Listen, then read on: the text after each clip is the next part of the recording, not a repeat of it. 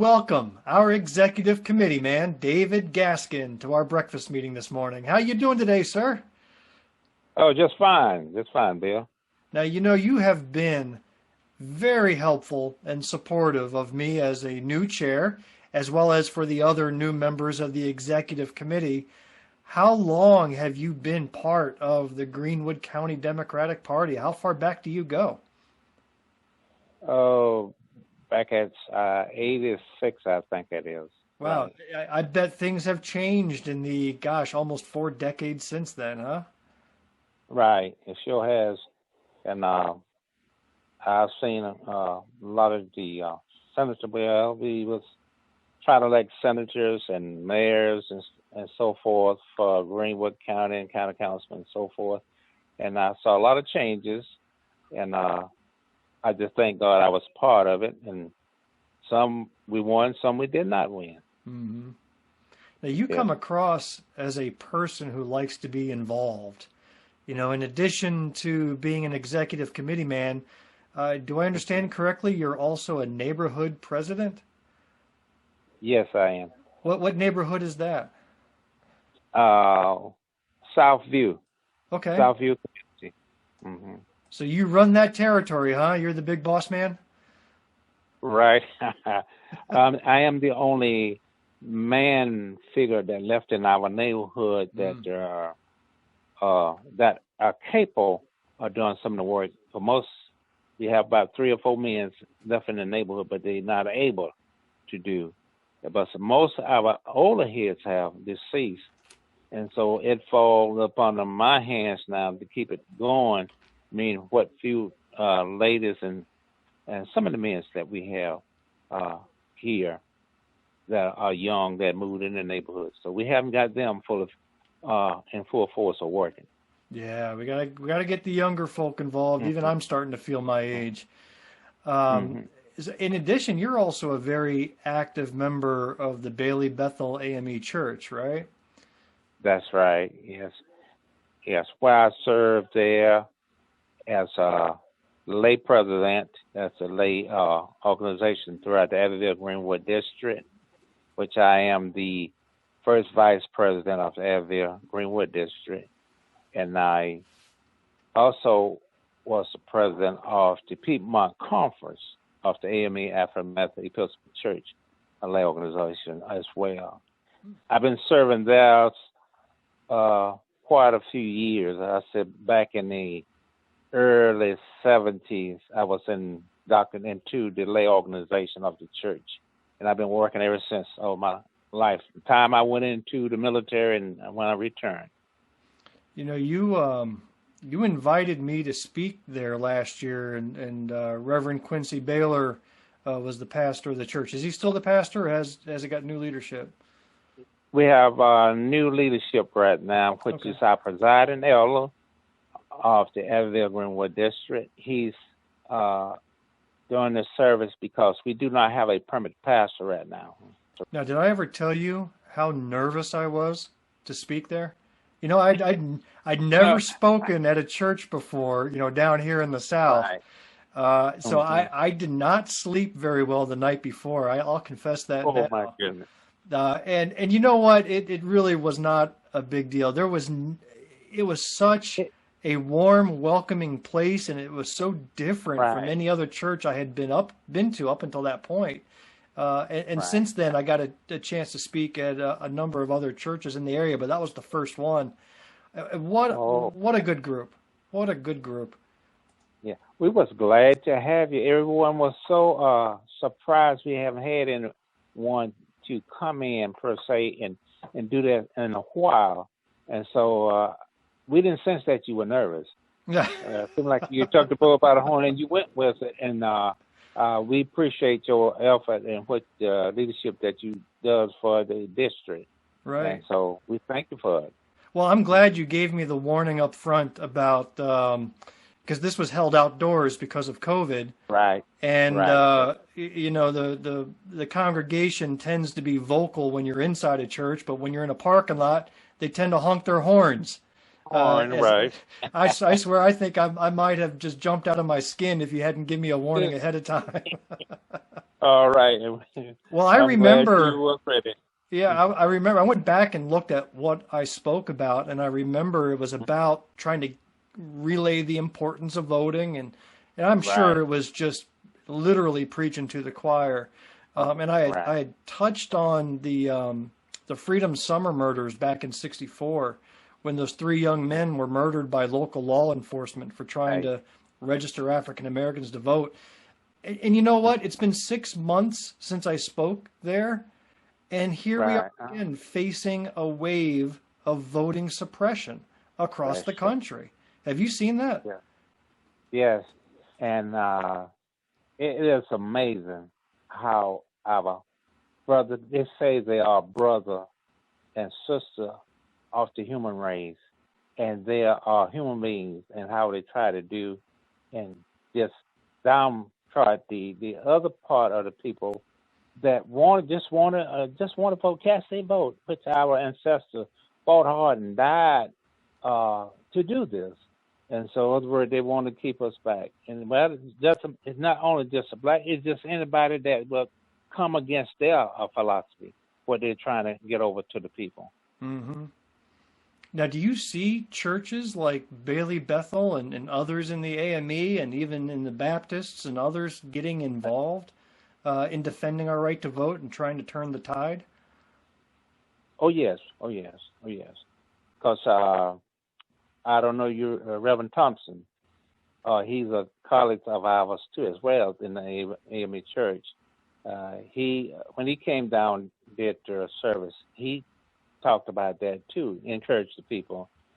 That's the Pine Grove up the road. I think you spoke there, Hmm. one more. And so I encourage a lot of our church to have you come in and, speak. A lot of people doesn't come to the meeting, but you got to meet them wherever you can. And that's that's the only way we're going to get this thing over to where we can have a better uh, voting party that will do the right work and do the right thing for all mankind. I understand you are a member of the Sons of Allen. I saw a Uh, picture of you and several of your counterparts at the church looking really good in your jackets. Can you right, thank you. describe Thank what the Sons of Allen are? The Sons of Alabama is the young men. We get young men into the church and educate them off the church and what the church is all about. And they provide their leadership by helping the elderly to assist them within the church. Then we have different programs we put on that raise their funding because they has a budget to the conference that they must contribute to, which is lay as well. And so they're national, which is the lay is also we're national, so we also contribute into the church, and so that's the part of our young people to teach them to share their leadership and their skills and their love and compassion for mankind. It's been a tough year. You know, I personally haven't seen you and quite a few of the other executive committee members since Hmm. February of last year, before COVID hit. Right. And I understand that it's been especially difficult for you and that the COVID hit your family hard. Can you share what you went through this past year? Okay. In New York, where my cousin and my uncle live, um, his niece, when she had a birthday party, her son had the COVID virus. He brought it into her, and she was very ill too, and she passed. Then my uncle went over there, which he was the oldest member of the family left, and so he went over there. He caught it, and he died. And some of the younger members caught it too. They didn't pass, and so the young people that was able to overcome, but the older people with sickness during that time, they passed on. Mm. But down here in Greenwood, my cousin, his whole family had it, but no one passed in the family. New York got it first And it's such a dense area. I'm assuming they were in the city, right? They weren't out in upstate. They were in the city. So everybody's packed together. It was early on. People really didn't know much about it. And it just spread like wildfire. And by the time it took hold here in South Carolina, the medical community was able to deal with it a little bit better. They were a lot smarter about it. Right, that's true. But so you've got your vaccination. I just had my second shot, so I'll be clear in a couple of weeks. And hopefully we can put this behind us and get back to meeting in person. Yeah. Well, the next thing I wanted to ask you about, because I think this is a very important part of your personal journey and your life, was your military service. And if I am not mistaken, you served in Vietnam as part of the Army. Is that correct? Right, I did. And what years did you serve? Okay, I went in the Army in 1966, and I had my base in Fort Jackson, my chemical training and ammunition training at Fort McCullough in Huntsville, Alabama. I went to Vietnam in 67. I served in 67 till March of 68. I was there for the Tet Offensive, the big battle. Yes. The big battle. I was there. And I had about 3 or 4 days left in country when I was caught out in the area where we just had fought about a week or so with the VC. And I was clearing posts. That was out my weapon. Once I had my clearing paper, clearing the post, come back home, and officer picked me up and he gave me a ride. He chewed me out, and he told me, I never would have made it through, but I was trying. I run a while and I walk a while, but thank God he came by and picked me up. Right. And, how old were you around that time? I imagine young 20s, or were you? Yeah, 21. Okay. 21 years old. Yeah, I was drafted. I was drafted in 65, and I had one more year in high school, and they let me finish that. Then they drafted me. Now, did you live in Greenwood at the time? I mean, have you always been a Greenwood resident, or were you elsewhere? Yes, I was always a resident here in Greenwood, and I went to Brewer, attended high school, and after high school, they drafted me. And from there on to the Army, and I did my time there, 25 years in the military. 25? 25 years in the military connection. And so I was with the Reserve, and I was with the National Guard. Well, with all the deepest respect and appreciation, thank you, sir, for your service. That's a lot of time you've given to the country. I think it's important for our Republican friends who think they've got the corner on military service and respect for our veterans. This is one America. Everybody serves from all parts of the spectrum. And together we've defended our country, and it's not owned by one party or the other. You meet different people. They heard of America, and they all want to come to America. They would do anything to get to America because they know once they get to America, they can have the freedom that we enjoy. And but here nowadays, it seems like the Republican Party just want to shut everything out. For our race of people. I want to turn them back and go back to where it used to be years ago. And I pray the Lord don't never let that happen. And the people need to stand up for it because we just don't know how close we come to losing our democracy here in this country. And it's on the work. They're trying to undercut it still yet. And it's very important that we stand up and fight. Every mankind doesn't make no difference what color or race or religion or any aspect they claim. It's our country. It's America for all of us. There's just this terrible irony that while you were fighting the VC in Vietnam in the late 60s, that back at home, You didn't have the same rights as the brothers you fought alongside, the white brothers that you fought alongside, and it's just tough to get your brain around that. I mean, here you are putting your life at risk, and you can't come home and enjoy the same rights and freedoms. That's right. And because I have a friend that lived in New York, during that time, named Lieberich. I never will forget him. I have a picture of him. Oh, he's just like my brother. I do anything for him. He'll do anything for me. And so we just work together. We just one family. And so that's a relationship that I will never forget.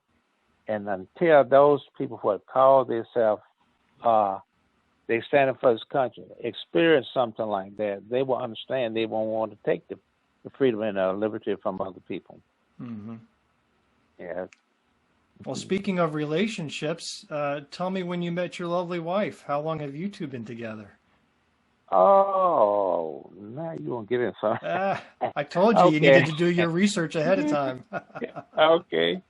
I met my wife. We was in high school. Okay. Wow.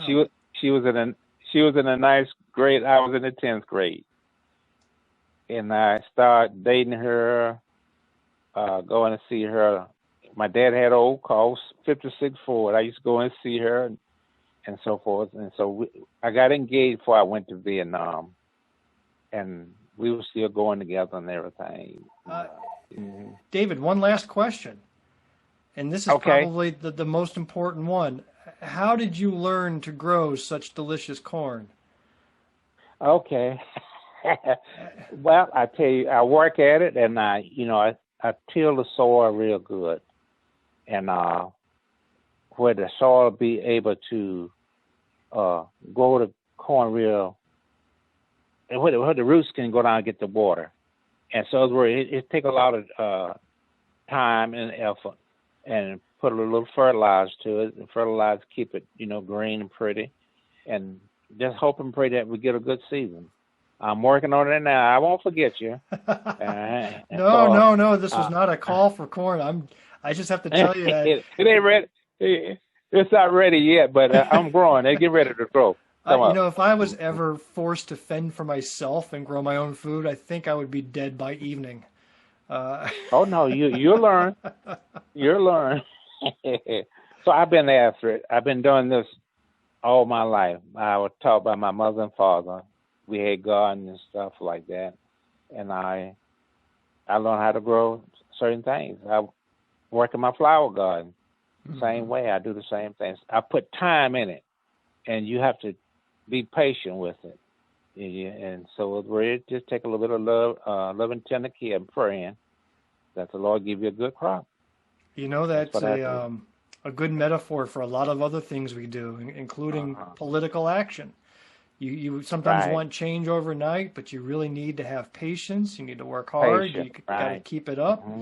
Some praying, some watering, and maybe end up with a good crop at the end. Oh, yes. Any final words of parting wisdom you want to leave with our members? I just want to say to our members, although we was, our past election, we didn't get what we wanted. Still, we on the struggle now, try to get some of these bills passed, and we have to encourage one another, hold on. Don't give up. Be patient, because if you hold out, you'll make it through. Because like my grandmother always told me, if you can make it, if you can take it, you can make it. So other way, we got to take it. So that's what I say to each and everybody. Just hold on. Good words. Keep the faith. Thank you, David. I appreciate the time you spent and everything you've done for the party. Glad to do it. For the county and for the country. You're a good man. Yeah. Glad to get to know you a little bit better. You, sir. Thank you. All right. Anytime you need anything else, let me know. Yes, sir. You're always very dependable. Thank you. Okay. Thank you.